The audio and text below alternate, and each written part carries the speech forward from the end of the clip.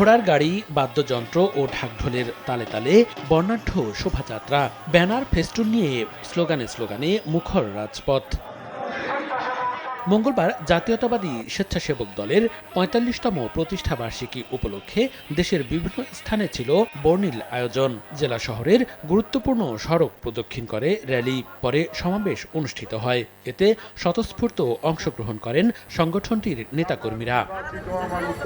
এর আগে জাতীয় ও দলীয় পতাকা উত্তোলন করা হয়। পরে সাবেক রাষ্ট্রপতি শহীদ জিয়াউর রহমানের রুহের মাগফিরাত কামনা ও চেয়ারপারসন বেগম খালেদা জিয়ার সুস্থতা কামনায় বিশেষ দোয়া করা হয়। নির্বাচনকে নিয়ে আন্তর্জাতিক জাতীয়ভাবে ষড়যন্ত্র চক্রান্ত শুরু হয়েছে।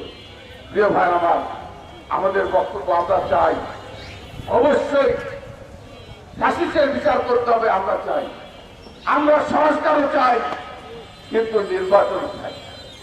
কারণ এই নির্বাচন যদি যথাযথ সময়ের মধ্যে না হয়, নির্ধারিত সময়ের মধ্যে না হয়, বাংলাদেশের গণতন্ত্র কিন্তু আবার বিপন্ন হতে পারে। সকল ষড়যন্ত্রের জাল ছিন্ন করে অনেক রক্তের বিনিময়ে, অনেক কষ্ট, অনেক ত্যাগের বিনিময়ে আমরা যেখানে সে দাঁড়িয়েছি, এইটিকে নষ্ট হতে দেওয়া যাবে না। আমাদের সমস্ত নেতা কর্মীদেরকে আমাদের সজাগ থাকতে হবে এবং এই চক্রান্তের ফাঁদে আমরা যাতে পা না দিই, পরস্পর বিভাজনটা না করি।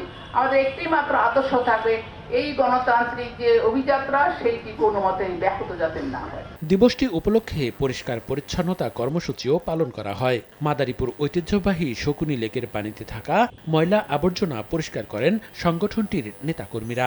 একই সময় শহরের বিভিন্ন স্থানে ৫ শতাধিক ফলদ ও বনজ গাছের চারা রোপণ করেন তারা।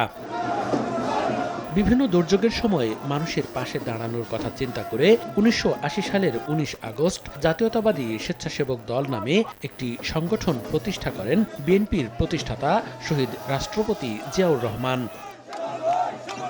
মনিরুজ্জামান প্রান্ত, সময় সংবাদ।